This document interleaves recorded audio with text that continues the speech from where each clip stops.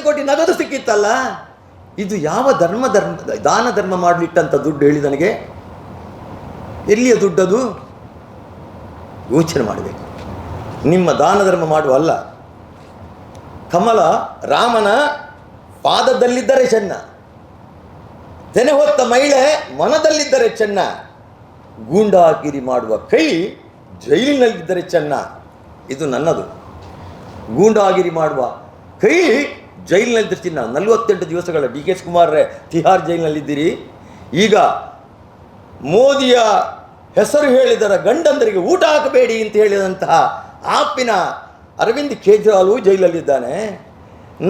ನಿಮ್ಮನ್ನು ಕೂಡ ಇನ್ನು ಮುಂದೆ ನೀವು ಸಿದ್ದರಾಮಯ್ಯ ಎಲ್ಲ ಇವತ್ತಲ್ಲ ನಾಳೆ ನಿಮಗೆ ಚೊಂಬು ನಾವು ಕೊಡ್ತೇವೆ. ದಾನ ಧರ್ಮ ಮಾಡೋ ಚೊಂಬು ನಿಮಗೆ ನಾವು ಕೊಡ್ತೇವೆ, ನೀವು ನಮ್ಗೆ ಕೊಡಬೇಕಾಗಿಲ್ಲ. ನಿಮಗೆ ದಮ್ಬಿದರೆ ಸಿದ್ದರಾಮಯ್ಯ, ದಮ್ಬಿದರೆ DKC 15 ಲಕ್ಷ ರೂಪಾಯಿ ಎಲ್ಲ ಖಾತೆಗಳಿಗೆ ಮೋದಿಯವರು ಹಿಂದೆ ಹೇಳಿದ್ರಲ್ಲ. ಇಡೀ ಕರ್ನಾಟಕದಲ್ಲಿ, ಇಡೀ ದೇಶದ ಯಾವುದೇ ಒಬ್ಬ ಕಾಂಗ್ರೆಸ್ಸಿನ ಪ್ರಶ್ನೆ ಆಗ್ತಾನೆ. ಈ ಮಂಗಳೂರಿನಲ್ಲಿ ನಾನು ಕೂತ್ಕೊಂಡು ಒಂದು ನಮಗೆ ವಿಡಿಯೋ ತೋರಿಸಿ, ಮೋದಿಯವರು 15 ಲಕ್ಷ ತಗೊಂಡು ನಿಮಗೆ ಖಾತೆಗೆ ಹಾಕುತ್ತಾರೆ ಅನ್ನುವಂತಹ ಒಂದೇ ಒಂದು ನನಗೆ ವಿಡಿಯೋ ಸಾಕು. ಒಂದು ಸಣ್ಣ ಯಾವುದು ಪತ್ರಿಕೆಯಲ್ಲೇ ಇಲ್ಲ. ನೀವು ಸುಳ್ಳು ಹೇಳಿಕೊಂಡು ರಾಜಕೀಯ ಮಾಡ್ತೀರಿ. ನಿಮ್ಮಲ್ಲಿ ದಂಬಿಲ್ಲ, ನೈತಿಕತೆ ಇಲ್ಲ. ನಿಮಗೆ ಸತ್ಯದ ಮುಂದೆ ಹೋರಾಟ ಮಾಡಲಿಕ್ಕೆ ನಿಮಗೆ ಇದಿಲ್ಲ, ತಾಕತ್ತಿಲ್ಲ. 15 ಲಕ್ಷ ರೂಪಾಯಿ ಮೋದಿಯವ್ರಿಗೆ ಹೇಳಿದ್ದಾರೆ, ಎಲ್ಲ ಖಾತೆಗಳು ಹಾಕಿದ್ದಾರೆ. ನಾವು ಕೊಟ್ಟಂಥ 4,000, ರೈತರಿಗೆ ಕೊಟ್ಟಂಥ 4,000 ತೆಗೆದು ನಿಮ್ಮ ಕಿಸೆಗೆ ಹಾಕಿದ ನೀವು ದಾನ ಧರ್ಮ ಮಾಡೋರ? ಇವತ್ತು ಹಕ್ಕಿ 10 ಎಕರೆ 10 kg ಅಕ್ಕಿ ಕೊಡ್ತೇವೆ. ನಮಗೆ ಓಟ್ ಕೊಟ್ಟು 10 kg ಅಕ್ಕಿ ಎಲ್ಲಿದೆ? ನಿಮ್ಮ ಅಕ್ಕಿ 5 kg ಇವತ್ತು ಸೆಂಟ್ರಲ್ ಗೌರ್ಮೆಂಟ್ ಇದು, ನಿಮ್ದಲ್ಲ. ಎಲ್ಲಿ ಕೊಟ್ಟಿದ್ದೀರಿ ನೀವು? 2,000 ಜನರಿಗೆ ಕೊಟ್ಟಿದ್ದೀರಿ. ನನ್ನ ಕಿಸೆಯಿಂದ ತೆಗೆದು ನನ್ನ ಹೆಂಡತಿ ಕೊಟ್ಟಿದ್ದಾರೆ ಅಷ್ಟೇ. ಕರೆಂಟಿಗೆ 4 ರೂಪಾಯಿದ ಕರೆಂಟ್ಗಳನ್ನು 9 ರೂಪಾಯಿ ತಂದು ನಿಲ್ಲಿಸಿದ್ರಿ. 500 ರೂಪಾಯಿ ಬರ್ತದಂಥ ಕರೆಂಟ್ ಬಿಲ್ ಪ್ರತಿಯೊಬ್ಬನು ನಿಮ್ಮ ಮನೆಗೆ ಕೂಡ ಪತ್ರಕರ್ತರದ್ದು 1,500 ಬರ್ತಾ ಇದೆ. ಯಾರ್ದು ಹಣ? ನಮ್ಮ ಗಂಡಸರ ಕಿಸೆಯಿಂದ ತೆಗೆದು ಕಾಂಗ್ರೆಸ್ಸಿಗೆ ಕೊಟ್ಟಿದ್ದೀರಿ ನೀವು. ಎಲ್ಲ ಲೂಟ್, ಕರ್ನಾಟಕವನ್ನೇ ಲೂಟ್ ಮಾಡ್ತಾ ಇದ್ದಾರೆ. ಮೊನ್ನೆ ಮೋದಿಯವರು ಹೇಳಿದ್ರು 100 ಕೋಟಿ ಮೊನ್ನೆ ಬ್ಲ್ಯಾಕ್ ಮನಿಯನ್ನು ಸೋನಿಯಾ ಗಾಂಧಿಗೆ ಮುಟ್ಟಿಸಿದ್ದಾರೆ ಇಲ್ಲಿ ಕಾಂಗ್ರೆಸ್ ಅವರು ಚುನಾವಣೆಗೆ. ಮೊನ್ನೆ ತೆಲಂಗಾಣದ 42-45 ಕೋಟಿ ಬಂತಲ್ಲ, ಮತ್ತೆ ಮೊನ್ನೆ ಧಾರವಾಡದಲ್ಲಿ 18 ಕೋಟಿ ಪುನಃ ಸಿಕ್ಕಿತ್ತಲ್ಲ ನಗದು. ಇದೆಲ್ಲ ಇವರ ಕಪ್ಪು ಹಣದ ಆಟಗಳು. ಕರ್ನಾಟಕವನ್ನು ಲೂಟಿ ಮಾಡಿದರು. ಇನ್ನು ಸರ್ಕಾರ ಈ ಚುನಾವಣೆ ನಡೆಯಲಿ, ಕರ್ನಾಟಕ ಸರ್ಕಾರ ದಿವಾಳಿ ಆಗುತ್ತೆ ಅನ್ನುವಂಥ ನಿಮಗೆ ಗೊತ್ತಾಗುತ್ತೆ. ಪತ್ರಕರ್ತರಿಗೆ ಯಾವುದಕ್ಕೂ ಹಣ ಇಲ್ಲ, ಒಂದೇ ಒಂದು ಹಣ ಬಿಡುಗಡೆ ಮಾಡಿಲ್ಲ. ನಮ್ಮ ದಕ್ಷಿಣ ಕನ್ನಡ ಜಿಲ್ಲೆಯಲ್ಲಿ 13 ಜನ MLA ಯಾವುದಾದ್ರೂ ಒಂದು MLA ಕ್ಷೇತ್ರಕ್ಕೆ ವಿಧಾನಸಭೆಗೆ 1 ರೂಪಾಯಿ ಅನುದಾನ ತೋರಿಸಲಿ. ನೀವು ನಿಮ್ಮ ಮುಖಾಂತರ ನಾನು ಹೇಳ್ತೇನೆ, ಸವಾಲು ಹಾಕ್ತಾ ಇದ್ದೇನೆ, 1 ರೂಪಾಯಿ ತೋರಿಸಲಿ ನಾನು ಕೊಟ್ಟಿದ್ದೆ ಅಂತ. BJP ಸರ್ಕಾರ ಇಟ್ಟದ ಅನುದಾನವನ್ನು ಇವತ್ತು ಹೋಗಿ ಇವರು ಅಲ್ಲಿ ಇದು ಮಾಡೋದು, ಓಪನ್ ಮಾಡೋದು. ನಾವು ಯಡಿಯೂರಪ್ಪರು ಇರುವಾಗ, ಬಸವರಾಜ ಬೊಮ್ಮಾಯಿ ಇರುವಾಗ ಯಾವ ಅನುದಾನವನ್ನು ತಂದೋ ಆ ಅನುದಾನಕ್ಕೆ ಹೋಗಿ ಇದು ಕಾಂಗ್ರೆಸ್ ಅಂತ ಹೇಳುವಂಥ ನಾಚಿಕೆ ನಿಮಗೆ ಇದು ಬೇಕಾ? ನಿಮಗೆ ಇನ್ನೊಂದು ನಿಮಗೆ ಕಡೆಯದಾಗಿ ಹೇಳ್ತೇನೆ ನಾನು. 25/7/2023 ಕಾಸರಗೋಡಿನ ಕಾಂಜಂಗ, ಇದು ನಾನು ನಿಮಗೆ ಇದನ್ನು ಯಾಕೆ ಇದನ್ನು ಮಲಪ್ಪುರಂ ಮಾಡಲಿಕ್ಕೆ ತಯಾರು ಮಾಡಿದ್ದಾರೆ ಈ ಜಿಲ್ಲೆಯನ್ನು, ಅದಕ್ಕೆ ಪೂರಕವಾದಂಥ ಈ ಪ್ರಶ್ನೆ ಬಿಟ್ಟು ಹೋಗಬಾರ್ದು. ಅದು ಒಂದು ರ್ಯಾಲಿ ಆಯಿತು, ಮುಸ್ಲಿಂ ಯೂತ್ ರ್ಯಾಲಿ, ಕಾಂಜಂಗಾಡ್, ನಮ್ಮ ಹತ್ತಿರದ ಕಾಂಜಂಗಾಡ್. ಏನು ಹೇಳಿದ್ರಲ್ಲಿ? ಹಿಂದೂಗಳ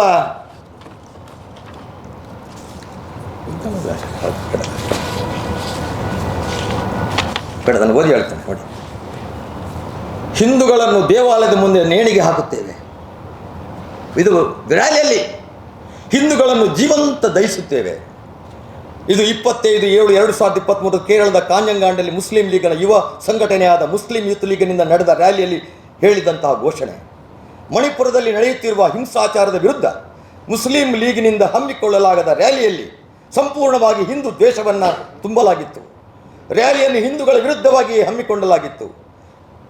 ವಿಪರ್ಯಾಸವೆಂದರೆ ಇದೇ ಮುಸ್ಲಿಂ ಲೀಗನ್ನು ಕಾಂಗ್ರೆಸ್ ಮುಖಂಡ ರಾಹುಲ್ ಗಾಂಧಿ ಜಾತ್ಯತೀತ ಪಕ್ಷ ಅಂತ ಹೇಳಿ, this is A secular party. ನೋಡಿ, ಜಾತ್ಯತೀತ ಹೆಸರು ಕೊಟ್ಟವರು ಕಾಂಗ್ರೆಸ್. ನಮ್ಮ ಸಂವಿಧಾನದಲ್ಲಿ ಎಲ್ಲಿಯೂ ಕೂಡ ಅಂಬೇಡ್ಕರ್ ಜಾತ್ಯತೀತ ಶಬ್ದವನ್ನು ಸೇರಿಸಲೇ ಇಲ್ಲ. ಇವತ್ತು ಸಂವಿಧಾನವನ್ನು ಬದಲು ಮಾಡುವುದಕ್ಕಾಗಿ ಈ ದೇಶದಲ್ಲಿ ಸರ್ವಾಧಿಕಾರವನ್ನು ತರುವುದಕ್ಕಾಗಿ ಸಂವಿಧಾನವನ್ನು ಬದಲು ಮಾಡ್ತಾರೆ, ಚೇಂಜ್ ಮಾಡ್ತಾರೆ ಅಂತ ಗೋಳಿಡ್ತಾ ಇದ್ದಾರೆ ಕಾಂಗ್ರೆಸ್ನವರು.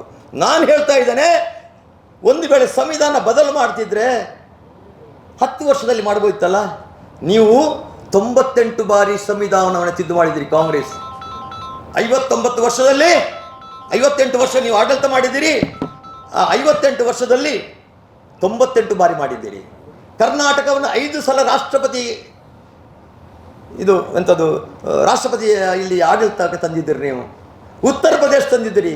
1959ರಲ್ಲಿ ಪ್ರಪ್ರಥಮ ಬಾರಿ ನೆಹರು ಕೇರಳದಲ್ಲಿ ರಾಷ್ಟ್ರಪತಿ ಆಡಳಿತ ತಂದದ್ದು ಇದೇ ನೆಹರು.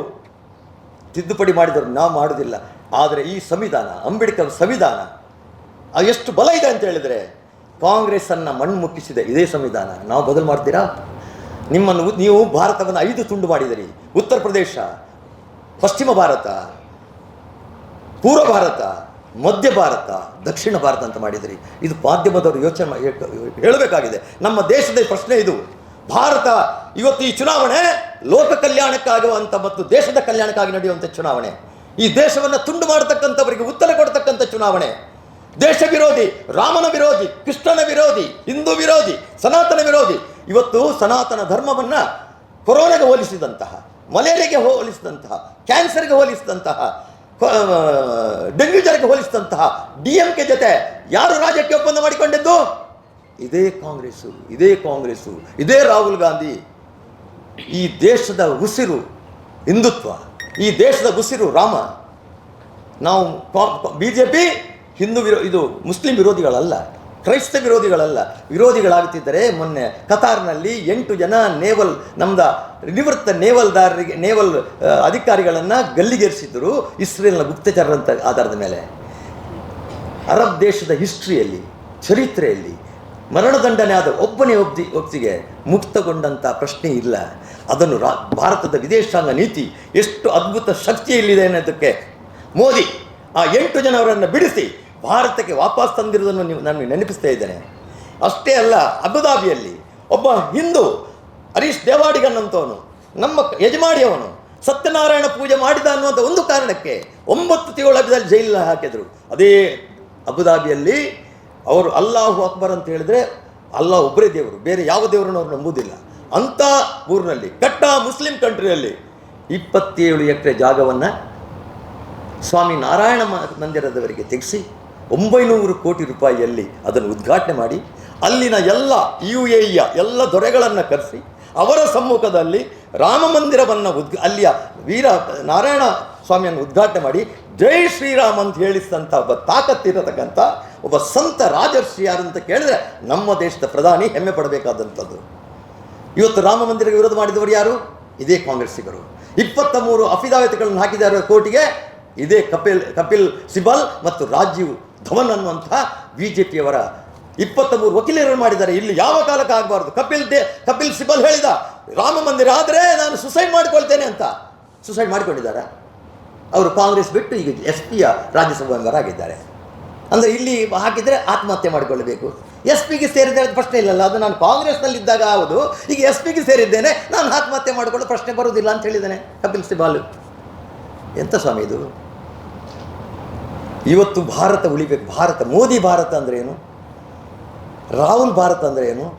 ಮೋದಿ ಭಾರತ ಇದ್ದರೆ ಈ ದೇಶದಲ್ಲಿ ಇನ್ನೊಬ್ಬ ಶಿವಾಜಿ ಹುಟ್ಟಬಲ್ಲ. ನಾರಾಯಣ ಗುರುಗಳಿಗೆ ಅವಮಾನ. ಇವತ್ತು ಪದ್ಮರಾಜ ಕೇಳ್ತಿದ್ದೇನೆ, ಪದ್ಮರಾಜ ಟ್ಯಾಬ್ಲು ಹಿಡ್ಕೊಂಡು ಮೆರವಣಿಗೆ ಮಾಡಿ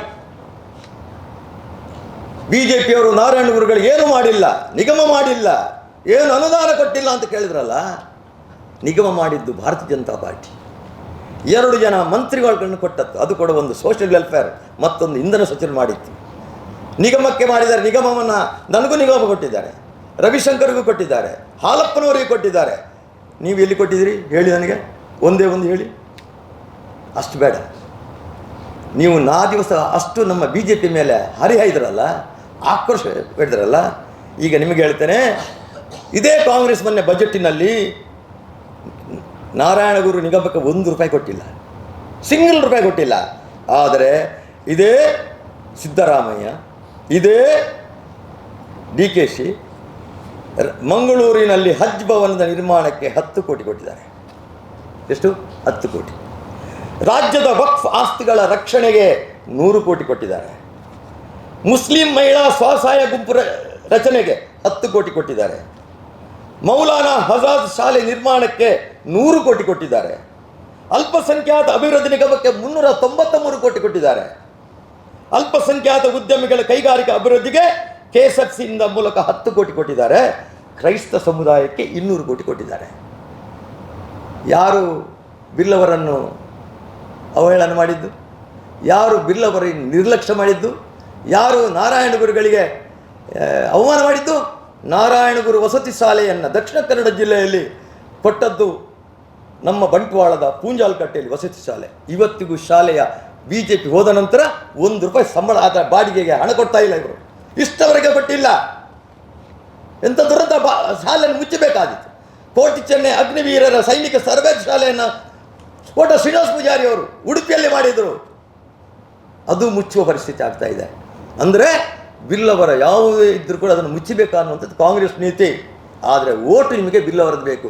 ತಪ್ಪಿ ಕೂಡ ದಕ್ಷಿಣ ಕನ್ನಡ ಜಿಲ್ಲೆಯ, ಉಡುಪಿ ಜಿಲ್ಲೆಯ ಯಾವುದೇ ಒಬ್ಬ ಹಿಂದೂ ಬಿಲ್ಲವ, ಸನಾತನ ಧರ್ಮದ ಬಿಲ್ಲವ, ರಾಮಕೃಷ್ಣನನ್ನು ನಂಬುವ ಬಿಲ್ಲವ, ನಾರಾಯಣ ಗುರು ವಿವೇಕಾನಂದ ನಂಬುವಂಥ ಬಿಲ್ಲವ, ಅಥವಾ ಬಂಟನಿರ್ಬೋದು, ಅಥವಾ ಕುಲಾಲರಿರ್ಬೋದು, ಗಾಣಿಕರಿರ್ಬೋದು, ಮೊಗವೀರರಿರ್ಬೋದು, ಓಟು ಕೊಡೋದಿಲ್ಲ. ಇಲ್ಲಿ ಒಬ್ಬರು ನಮ್ಮ ನಿತಿನ್ರಿದ್ದಾರೆ, ಅವರಿಗೂ ಗೊತ್ತಿಲ್ಲ ನನಗೆ. ನಮ್ಮ ತುಳುನಾಡಿನ ಚರಿತ್ರೆಯನ್ನು ನಿಮಗೂ ಮಾಧ್ಯಮದವರಿಗೂ ತಿಳಿಸ್ತೀನಿ. ಕಡಲಾಯಿ ಮಡಲಾಯಿ ಒಕ್ಕೆಲಾಯಿ, ಕಡಲಾಯಿ ಮಡಲಾಯಿ ಒಕ್ಕೆಲಾಯಿ. ಬಿಲ್ಲವರು, ಬಂಟರು, ಮೊಗವೀರರು ಒಂದೇ ಮಣ್ಣಿನ, ಒಂದೇ ತಾಯಿಯ ಕೊಂಬೆಗಳು, ಬೇರೆ ಬೇರೆ ಅಲ್ಲ. ಬಿಲ್ಲವರ ಬರ್ಕೆ, ಬಂಟರ ಗುತ್ತು, ಮೊಗವೀರರ ಪಟ್ಟಣ. ಇದು ನಮ್ಮ ಜಾನಪದದ ಅಲ್ಲಿ ನೀವು ಓಡಿದರೆ ನಿಮ್ಗೆ ಗೊತ್ತಾಗುತ್ತೆ. ನಮ್ಮನ್ನು ಡಿವೈಡ್ ಮಾಡುವಂಥ ಕೆಲಸಕ್ಕೆ ಹೋಗಬೇಡಿ. ಬಿಲ್ಲವರು, ಬಂಟರು, ಮೊಗವೀರರು ಒಂದೇ ತಾಯಿಯ ಕುಡಿಗಳು. ಇದು ನಿಮ್ಮನ್ನು ಹೊಡೆಯುವಂಥ ಪ್ರಯತ್ನ ಮಾಡಿದರೆ ನೀವೇ ಹೊಡಿತೀರ ಹೊರತು ನಮ್ಮನ್ನು ಹೊಡೆಯಲಿಕ್ಕೆ ಆಗೋದಿಲ್ಲ. ಹಿಂದುತ್ವದ ನೆಲವನ್ನು ಹೊಡೆಯಲಿಕ್ಕೆ ಆಗೋದಿಲ್ಲ ಅಂತ ನಿಮಗೆ ಎಚ್ಚರಿಕೆಯನ್ನು, ಗಂಟೆಯನ್ನು ಈ ಸಂದ ಕೊಡ್ತಿದ್ದೇನೆ. ಮೊನ್ನೆ ಏನು ಹೇಳಿದರು ನಮ್ಮ DKC ಅವರು? ಕಮಲ ಕೆಸರಿನಲ್ಲಿದ್ದರೆ ಚೆನ್ನ, ಕಮಲ ಕೆಸರಿನಲ್ಲಿದ್ದರೆ ಚೆನ್ನ, ತೆನೆ ಹೊತ್ತ ಮಹಿಳೆ ಹೊಲದಲ್ಲಿದ್ದರೆ ಚೆನ್ನ, ದಾನ ಧರ್ಮ ಮಾಡುವಂಥ ಕೈ ಅಧಿಕಾರದಲ್ಲಿ ಚೆನ್ನ ಅಂತ ಹೇಳಿದರು DKC ಅವರೇ. ನಿಮ್ಮ ದಾನ ಧರ್ಮ ಮಾಡುವ ಕೈಯ ಮಂಗಳೂರಿನ ನಾಗೂರಿಯಲ್ಲಿ ಕುಕ್ಕರ್ ಬಾಂಬ್ ಇಟ್ಟಂಥ ಶಾರುಖ್ ನಿಮ್ಮ ಬ್ರದರ್ ಅಂತ ಹೇಳ್ತೀರ ನೀವು? ಅದು ನಿಮ್ಮ ಕೈ. DJ ಹಳ್ಳಿ, KJ ಹಳ್ಳಿ ಪೊಲೀಸ್ ಸ್ಟೇಷನಿಗೆ ನಿಮ್ಮ ಶಾಸಕರ ಅಂತ ಅಖಂಡ ಶ್ರೀನಿವಾಸ ಮೂರ್ತಿಯವರ ಮನೆಗೆ ಬೆಂಕಿ ಕೊಟ್ಟಂತಹ ಆ ನಿಮ್ಮ ಬ್ರದರ್ಸ್ಗಳ ಕೈಯಲ್ಲೋದು.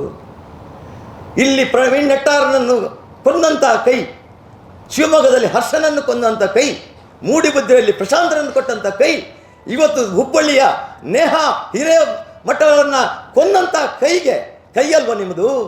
ಅದು ನಿಮ್ಮ ಅದಕ್ಕೆ ಸಪೋರ್ಟ್ ಮಾಡೋ ಕೈ ಅಲ್ವಾ? ಅದಕ್ಕಿಂತ ದೊಡ್ಡ ಕೈ ಇನ್ನೂ ಹೇಳ್ತೇನೆ. ನಿಮ್ಮ ಆಪ್ತ, ಕರ್ನಾಟಕದ ಗುತ್ತಿಗೆದಾರ ಸಂಘದ ಕೆಂಪಣ್ಣನ ಉಪಾಧ್ಯಕ್ಷ, ನಿಮ್ಮ ಆಪ್ತ ಅಂಬಿಕಾಪತಿಯ ಮನೆಯಲ್ಲಿ 42 ಕೋಟಿ ರೂಪಾಯಿ ನಗದು ಸಿಕ್ಕಿತ್ತಲ್ಲ ED ರೈಡ್ ಮಾಡುವಾಗ. ಇದು ದಾನ ಧರ್ಮದ ಹಣವಾ? ನಿಮ್ಮಲ್ಲಿ ನನ್ನ ಪ್ರಶ್ನೆ. ಆನಂತರ ಸಂತೋಷ್ ಕೃಷ್ಣಪ್ಪ ಅವರ ಮನೆಯಲ್ಲಿ ಸಿದ್ದರಾಮಯ್ಯರ ಆಪ್ತ ಮನೆಯಲ್ಲಿ 45 ಕೋಟಿ ನಗದು ಸಿಕ್ಕಿತ್ತಲ್ಲ. ಇದು ಯಾವ ದಾನ ಧರ್ಮ ಮಾಡಲಿಟ್ಟಂಥ ದುಡ್ಡು ಹೇಳಿ ನನಗೆ? ಎಲ್ಲಿಯ ದುಡ್ಡದು? ಯೋಚನೆ ಮಾಡಬೇಕು. ನಿಮ್ಮ ದಾನ ಧರ್ಮ ಮಾಡುವಲ್ಲ. ಕಮಲ ರಾಮನ ಪಾದದಲ್ಲಿದ್ದರೆ ಚೆನ್ನ, ತೆನೆ ಹೊತ್ತ ಮಹಿಳೆ ಮನದಲ್ಲಿದ್ದರೆ ಚೆನ್ನ, ಗೂಂಡಾಗಿರಿ ಮಾಡುವ ಕೈ ಜೈಲಿನಲ್ಲಿದ್ದರೆ ಚೆನ್ನ. ಇದು ನನ್ನದು. ಗೂಂಡಾಗಿರಿ ಮಾಡುವ ಕೈ ಜೈಲಿನಲ್ಲಿದ್ದರೆ ಚಿನ್ನ. 48 ದಿವಸಗಳ DK ಶಿವಕುಮಾರ್ರೆ ತಿಹಾರ್ ಜೈಲಿನಲ್ಲಿದ್ದೀರಿ. ಈಗ ಮೋದಿಯ ಹೆಸರು ಹೇಳಿದರ ಗಂಡಂದರಿಗೆ ಊಟ ಹಾಕಬೇಡಿ ಅಂತ ಹೇಳಿದಂತಹ ಆಪಿನ ಅರವಿಂದ್ ಕೇಜ್ರಿವಾಲ್ ಜೈಲಲ್ಲಿದ್ದಾನೆ. ನಿಮ್ಮನ್ನು ಕೂಡ ಇನ್ನು ಮುಂದೆ ನೀವು ಸಿದ್ದರಾಮಯ್ಯ ಎಲ್ಲ ಇವತ್ತಲ್ಲ ನಾಳೆ ನಿಮಗೆ ಚೊಂಬು ನಾವು ಕೊಡ್ತೇವೆ. ದಾನ ಧರ್ಮ ಮಾಡೋ ಚೊಂಬು ನಿಮಗೆ ನಾವು ಕೊಡ್ತೇವೆ, ನೀವು ನಮ್ಗೆ ಕೊಡಬೇಕಾಗಿಲ್ಲ. ನಿಮಗೆ ದಮ್ಬಿದರೆ ಸಿದ್ದರಾಮಯ್ಯ ದಮ್ಮಿದ್ದರೆ DKC 15 ಲಕ್ಷ ರೂಪಾಯಿ ಎಲ್ಲ ಖಾತೆಗಳಿಗೆ ಮೋದಿಯವರು ಹಿಂದೆ ಹೇಳಿದ್ರಲ್ಲ. ಇಡೀ ಕರ್ನಾಟಕದಲ್ಲಿ, ಇಡೀ ದೇಶದ ಯಾವುದೇ ಒಬ್ಬ ಕಾಂಗ್ರೆಸ್ಸಿನ ಪ್ರಶ್ನೆ ಆಗ್ತೇನೆ, ಈ ಮಂಗಳೂರಿನಲ್ಲಿ ನಾನು ಕೂತ್ಕೊಂಡು ಒಂದು ನಮಗೆ ವಿಡಿಯೋ ತೋರಿಸಿ ಮೋದಿಯವರು 15 ಲಕ್ಷ ತಗೊಂಡು ನಿಮಗೆ ಖಾತೆಗೆ ಹಾಕುತ್ತಾರೆ ಅನ್ನುವಂತಹ ಒಂದೇ ಒಂದು ನನಗೆ ವಿಡಿಯೋ ಸಾಕು. ಒಂದು ಸಣ್ಣ ಯಾವುದು ಪತ್ರಿಕೆಯಲ್ಲೇ ಇಲ್ಲ. ನೀವು ಸುಳ್ಳು ಹೇಳಿಕೊಂಡು ರಾಜಕೀಯ ಮಾಡ್ತೀರಿ. ನಿಮ್ಮಲ್ಲಿ ದಂಬಿಲ್ಲ, ನೈತಿಕತೆ ಇಲ್ಲ, ನಿಮಗೆ ಸತ್ಯದ ಮುಂದೆ ಹೋರಾಟ ಮಾಡಲಿಕ್ಕೆ ನಿಮಗೆ ಇದಿಲ್ಲ, ತಾಕತ್ತಿಲ್ಲ. 15 ಲಕ್ಷ ರೂಪಾಯಿ ಮೋದಿಯವ್ರಿಗೆ ಹೇಳಿದ್ದಾರೆ, ಎಲ್ಲ ಖಾತೆಗಳು ಹಾಕಿದ್ದಾರೆ. ನಾವು ಕೊಟ್ಟಂಥ 4,000, ರೈತರಿಗೆ ಕೊಟ್ಟಂಥ 4,000 ತೆಗೆದು ನಿಮ್ಮ ಕಿಸೆಗೆ ಹಾಕಿದ ನೀವು ದಾನ ಧರ್ಮ ಮಾಡೋರ? ಇವತ್ತು ಹಕ್ಕಿ 10 ಎಕರೆ 10 kg ಅಕ್ಕಿ ಕೊಡ್ತೇವೆ, ನಮಗೆ ಓಟ್ ಕೊಟ್ಟು 10 kg ಅಕ್ಕಿ ಎಲ್ಲಿದೆ? ನಿಮ್ಮ ಅಕ್ಕಿ 5 kg ಇವತ್ತು ಸೆಂಟ್ರಲ್ ಗೌರ್ಮೆಂಟ್ ಇದೆ, ನಿಮ್ದಲ್ಲ. ಎಲ್ಲಿ ಕೊಟ್ಟಿದ್ದೀರಿ ನೀವು? 2,000 ಜನರಿಗೆ ಕೊಟ್ಟಿದ್ದೀರಿ. ನನ್ನ ಕಿಸೆಯಿಂದ ತೆಗೆದು ನನ್ನ ಹೆಂಡತಿ ಕೊಟ್ಟಿದ್ದಾರೆ ಅಷ್ಟೇ. ಕರೆಂಟಿಗೆ 4 ರೂಪಾಯಿದ ಕರೆಂಟ್ಗಳನ್ನು 9 ರೂಪಾಯಿ ತಂದು ನಿಲ್ಲಿಸಿದ್ರಿ. 500 ರೂಪಾಯಿ ಬರ್ತದಂಥ ಕರೆಂಟ್ ಬಿಲ್ ಪ್ರತಿಯೊಬ್ಬನ ನಿಮ್ಮ ಮನೆಗೆ ಕೂಡ ಪತ್ರಕರ್ತರದ್ದು 1,500 ಬರ್ತಾ ಇದೆ. ಯಾರ್ದು ಹಣ? ನಮ್ಮ ಗಂಡಸರ ಕಿಸೆಯಿಂದ ತೆಗೆದು ಕಾಂಗ್ರೆಸ್ಗೆ ಕೊಟ್ಟಿದ್ದೀರಿ ನೀವು. ಎಲ್ಲ ಲೂಟ್, ಕರ್ನಾಟಕವನ್ನೇ ಲೂಟ್ ಮಾಡ್ತಾ ಇದ್ದಾರೆ. ಮೊನ್ನೆ ಮೋದಿಯವರು ಹೇಳಿದ್ರು 100 ಕೋಟಿ ಮೊನ್ನೆ ಬ್ಲ್ಯಾಕ್ ಮನಿಯನ್ನು ಸೋನಿಯಾ ಗಾಂಧಿಗೆ ಮುಟ್ಟಿಸಿದ್ದಾರೆ ಇಲ್ಲಿ ಕಾಂಗ್ರೆಸ್ ಅವರು ಚುನಾವಣೆಗೆ. ಮೊನ್ನೆ ತೆಲಂಗಾಣದ 42-45 ಕೋಟಿ ಬಂತಲ್ಲ, ಮತ್ತೆ ಮೊನ್ನೆ ಧಾರವಾಡದಲ್ಲಿ 18 ಕೋಟಿ ಪುನಃ ಸಿಕ್ಕಿತ್ತಲ್ಲ ನಗದು. ಇದೆಲ್ಲ ಇವರ ಕಪ್ಪು ಹಣದ ಆಟಗಳು.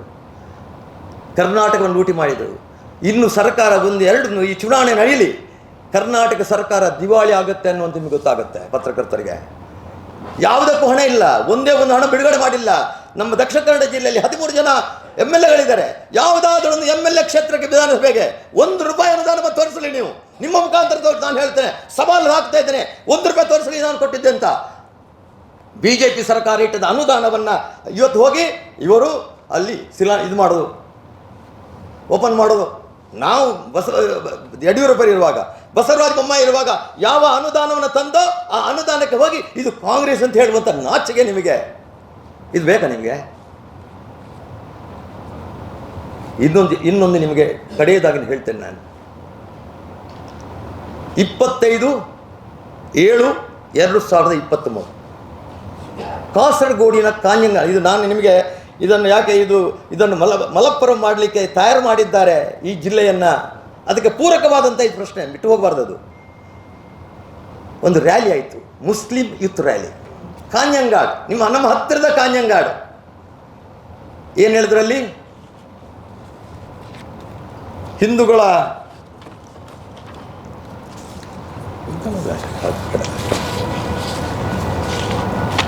ನಾನು ಓದಿ ಹೇಳ್ತೇನೆ ನೋಡಿ. ಹಿಂದೂಗಳನ್ನು ದೇವಾಲಯದ ಮುಂದೆ ನೇಣಿಗೆ ಹಾಕುತ್ತೇವೆ. ಇದು ರ್ಯಾಲಿಯಲ್ಲಿ ಹಿಂದೂಗಳನ್ನು ಜೀವಂತ ದಹಿಸುತ್ತೇವೆ. ಇದು 25/7/2023 ಕೇರಳದ ಕಾಂಜಂಗಾಂಡಲ್ಲಿ ಮುಸ್ಲಿಂ ಲೀಗ್ನ ಯುವ ಸಂಘಟನೆಯಾದ ಮುಸ್ಲಿಂ ಯೂತ್ ಲೀಗ್ನಿಂದ ನಡೆದ ರ್ಯಾಲಿಯಲ್ಲಿ ಹೇಳಿದಂತಹ ಘೋಷಣೆ. ಮಣಿಪುರದಲ್ಲಿ ನಡೆಯುತ್ತಿರುವ ಹಿಂಸಾಚಾರದ ವಿರುದ್ಧ ಮುಸ್ಲಿಂ ಲೀಗ್ನಿಂದ ಹಮ್ಮಿಕೊಳ್ಳಲಾಗದ ರ್ಯಾಲಿಯಲ್ಲಿ ಸಂಪೂರ್ಣವಾಗಿ ಹಿಂದೂ ದ್ವೇಷವನ್ನು ತುಂಬಲಾಗಿತ್ತು. ರ್ಯಾಲಿಯನ್ನು ಹಿಂದೂಗಳ ವಿರುದ್ಧವಾಗಿ ಹಮ್ಮಿಕೊಳ್ಳಲಾಗಿತ್ತು. ವಿಪರ್ಯಾಸವೆಂದರೆ ಇದೇ ಮುಸ್ಲಿಂ ಲೀಗನ್ನು ಕಾಂಗ್ರೆಸ್ ಮುಖಂಡ ರಾಹುಲ್ ಗಾಂಧಿ ಜಾತ್ಯತೀತ ಪಕ್ಷ ಅಂತ ಹೇಳಿ, this is A secular party. ನೋಡಿ, ಜಾತ್ಯತೀತ ಹೆಸರು ಕೊಟ್ಟವರು ಕಾಂಗ್ರೆಸ್. ನಮ್ಮ ಸಂವಿಧಾನದಲ್ಲಿ ಎಲ್ಲಿಯೂ ಕೂಡ ಅಂಬೇಡ್ಕರ್ ಜಾತ್ಯತೀತ ಶಬ್ದವನ್ನು ಸೇರಿಸಲೇ ಇಲ್ಲ. ಇವತ್ತು ಸಂವಿಧಾನವನ್ನು ಬದಲು ಮಾಡುವುದಕ್ಕಾಗಿ, ಈ ದೇಶದಲ್ಲಿ ಸರ್ವಾಧಿಕಾರವನ್ನು ತರುವುದಕ್ಕಾಗಿ ಸಂವಿಧಾನವನ್ನು ಬದಲು ಮಾಡುತ್ತಾರೆ, ಚೇಂಜ್ ಮಾಡ್ತಾರೆ ಅಂತ ಗೋಳಿಡ್ತಾ ಇದ್ದಾರೆ ಕಾಂಗ್ರೆಸ್ನವರು. ನಾನು ಹೇಳ್ತಾ ಇದ್ದೇನೆ, ಒಂದು ವೇಳೆ ಸಂವಿಧಾನ ಬದಲು ಮಾಡ್ತಿದ್ರೆ 10 ವರ್ಷದಲ್ಲಿ ಮಾಡ್ಬೋದಿತ್ತಲ್ಲ. ನೀವು 98 ಬಾರಿ ಸಂವಿಧಾನವನ್ನು ತಿದ್ದು ಮಾಡಿದಿರಿ ಕಾಂಗ್ರೆಸ್. 59 ವರ್ಷದಲ್ಲಿ 58 ವರ್ಷ ನೀವು ಆಡಳಿತ ಮಾಡಿದ್ದೀರಿ. ಆ 58 ವರ್ಷದಲ್ಲಿ 98 ಬಾರಿ ಮಾಡಿದ್ದೀರಿ. ಕರ್ನಾಟಕವನ್ನು 5 ಸಲ ರಾಷ್ಟ್ರಪತಿ ರಾಷ್ಟ್ರಪತಿ ಇಲ್ಲಿ ಆಡಳಿತಕ್ಕೆ ತಂದಿದ್ದೀರಿ. ನೀವು ಉತ್ತರ ಪ್ರದೇಶ ತಂದಿದ್ದೀರಿ. 1959ರಲ್ಲಿ ಪ್ರಪ್ರಥಮ ಬಾರಿ ನೆಹರು ಕೇರಳದಲ್ಲಿ ರಾಷ್ಟ್ರಪತಿ ಆಡಳಿತ ತಂದದ್ದು ಇದೇ ನೆಹರು. ತಿದ್ದುಪಡಿ ಮಾಡಿದರು, ನಾವು ಮಾಡೋದಿಲ್ಲ. ಆದರೆ ಈ ಸಂವಿಧಾನ, ಅಂಬೇಡ್ಕರ್ ಸಂವಿಧಾನ ಎಷ್ಟು ಬಲ ಇದೆ ಅಂತ ಹೇಳಿದರೆ, ಕಾಂಗ್ರೆಸ್ಸನ್ನು ಮಣ್ಣು ಮುಕ್ಕಿಸಿದೆ ಇದೇ ಸಂವಿಧಾನ. ನಾವು ಬದಲು ಮಾಡ್ತೀರಾ? ನೀವು ಭಾರತವನ್ನು 5 ತುಂಡು ಮಾಡಿದಿರಿ. ಉತ್ತರ ಪ್ರದೇಶ, ಪಶ್ಚಿಮ ಭಾರತ, ಪೂರ್ವ ಭಾರತ, ಮಧ್ಯ ಭಾರತ, ದಕ್ಷಿಣ ಭಾರತ ಅಂತ ಮಾಡಿದ್ರಿ. ಇದು ಮಾಧ್ಯಮದವರು ಯೋಚನೆ ಹೇಳಬೇಕಾಗಿದೆ. ನಮ್ಮ ದೇಶದ ಪ್ರಶ್ನೆ ಇದು. ಭಾರತ ಇವತ್ತು ಈ ಚುನಾವಣೆ ಲೋಕ ಕಲ್ಯಾಣಕ್ಕಾಗುವಂಥ ಮತ್ತು ದೇಶದ ಕಲ್ಯಾಣಕ್ಕಾಗಿ ನಡೆಯುವಂಥ ಚುನಾವಣೆ. ಈ ದೇಶವನ್ನು ತುಂಡು ಮಾಡತಕ್ಕಂಥವರಿಗೆ ಉತ್ತರ ಕೊಡ್ತಕ್ಕಂಥ ಚುನಾವಣೆ. ದೇಶ ವಿರೋಧಿ, ರಾಮನ ವಿರೋಧಿ, ಕೃಷ್ಣನ ವಿರೋಧಿ, ಹಿಂದೂ ವಿರೋಧಿ, ಸನಾತನ ವಿರೋಧಿ. ಇವತ್ತು ಸನಾತನ ಧರ್ಮವನ್ನು ಕೊರೋನಾಗೆ ಹೋಲಿಸಿದಂತಹ, ಮಲೇರಿಯಾಗೆ ಹೋಲಿಸಿದಂತಹ, ಕ್ಯಾನ್ಸರ್ಗೆ ಹೋಲಿಸಿದಂತಹ, ಡೆಂಗ್ಯೂ ಜ್ವರಕ್ಕೆ ಹೋಲಿಸಿದಂತಹ DMK ಜೊತೆ ಯಾರು ರಾಜ್ಯಕ್ಕೆ ಒಪ್ಪಂದ ಮಾಡಿಕೊಂಡಿದ್ದು? ಇದೇ ಕಾಂಗ್ರೆಸ್ಸು, ಇದೇ ರಾಹುಲ್ ಗಾಂಧಿ. ಈ ದೇಶದ ಉಸಿರು ಹಿಂದುತ್ವ, ಈ ದೇಶದ ಉಸಿರು ರಾಮ. ನಾವು BJP ಇದು ಮುಸ್ಲಿಂ ವಿರೋಧಿಗಳಲ್ಲ, ಕ್ರೈಸ್ತ ವಿರೋಧಿಗಳಲ್ಲ. ವಿರೋಧಿಗಳಾಗುತ್ತಿದ್ದರೆ ಮೊನ್ನೆ ಕತಾರ್ನಲ್ಲಿ 8 ಜನ ನಿವೃತ್ತ ನೇವಲ್ ಅಧಿಕಾರಿಗಳನ್ನು ಗಲ್ಲಿಗೇರಿಸಿದ್ದರು ಇಸ್ರೇಲ್ನ ಗುಪ್ತಚರರಂತ ಆಧಾರದ ಮೇಲೆ. ಅರಬ್ ದೇಶದ ಹಿಸ್ಟ್ರಿಯಲ್ಲಿ, ಚರಿತ್ರೆಯಲ್ಲಿ ಮರಣದಂಡನೆ ಆದ ಒಬ್ಬನೇ ಒಪ್ಪಿಗೆ ಮುಕ್ತಗೊಂಡಂಥ ಪ್ರಶ್ನೆ ಇಲ್ಲ. ಅದನ್ನು ಭಾರತದ ವಿದೇಶಾಂಗ ನೀತಿ ಎಷ್ಟು ಅದ್ಭುತ ಶಕ್ತಿಯಲ್ಲಿದೆ ಅನ್ನೋದಕ್ಕೆ ಮೋದಿ ಆ 8 ಜನವರನ್ನು ಬಿಡಿಸಿ ಭಾರತಕ್ಕೆ ವಾಪಸ್ ತಂದಿರೋದನ್ನು ನಾನು ನೆನಪಿಸ್ತಾ ಇದ್ದೇನೆ.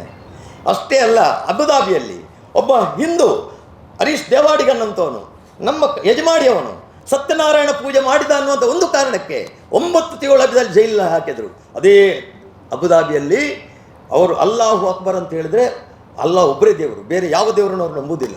ಅಂಥ ಊರಿನಲ್ಲಿ, ಕಟ್ಟ ಮುಸ್ಲಿಂ ಕಂಟ್ರಿಯಲ್ಲಿ 27 ಎಕರೆ ಜಾಗವನ್ನು ಸ್ವಾಮಿ ನಾರಾಯಣ ಮಂದಿರದವರಿಗೆ ತೆಗೆಸಿ 900 ಕೋಟಿ ರೂಪಾಯಿಯಲ್ಲಿ ಅದನ್ನು ಉದ್ಘಾಟನೆ ಮಾಡಿ ಅಲ್ಲಿನ ಎಲ್ಲ UAEಯ ಎಲ್ಲ ದೊರೆಗಳನ್ನು ಕರೆಸಿ ಅವರ ಸಮ್ಮುಖದಲ್ಲಿ ರಾಮ ಮಂದಿರವನ್ನು ಅಲ್ಲಿಯ ವೀರ ನಾರಾಯಣ ಸ್ವಾಮಿಯನ್ನು ಉದ್ಘಾಟನೆ ಮಾಡಿ ಜೈ ಶ್ರೀರಾಮ್ ಅಂತ ಹೇಳಿಸಿದಂಥ ಒಬ್ಬ ತಾಕತ್ತಿರತಕ್ಕಂಥ ಒಬ್ಬ ಸಂತ ರಾಜರ್ಷಿ ಯಾರು ಅಂತ ಕೇಳಿದ್ರೆ ನಮ್ಮ ದೇಶದ ಪ್ರಧಾನಿ ಹೆಮ್ಮೆ ಪಡಬೇಕಾದಂಥದ್ದು.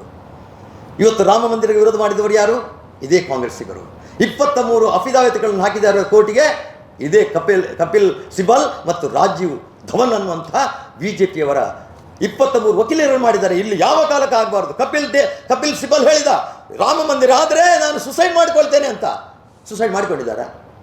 ಅವರು ಕಾಂಗ್ರೆಸ್ ಬಿಟ್ಟು ಈಗ SP ರಾಜ್ಯಸಭಾ ಮೆಂಬರ್ ಆಗಿದ್ದಾರೆ. ಅಂದರೆ ಇಲ್ಲಿ ಹಾಕಿದರೆ ಆತ್ಮಹತ್ಯೆ ಮಾಡಿಕೊಳ್ಳಬೇಕು. SP ಸೇರಿದರೆ ಅದು ಪ್ರಶ್ನೆ ಇಲ್ಲಲ್ಲ. ಅದು ನಾನು ಕಾಂಗ್ರೆಸ್ನಲ್ಲಿದ್ದಾಗ ಹೌದು, ಈಗ SP ಸೇರಿದ್ದೇನೆ, ನಾನು ಆತ್ಮಹತ್ಯೆ ಮಾಡಿಕೊಳ್ಳೋ ಪ್ರಶ್ನೆ ಬರುವುದಿಲ್ಲ ಅಂತ ಹೇಳಿದ್ದೇನೆ ಕಪಿಲ್ ಸಿಬಲ್.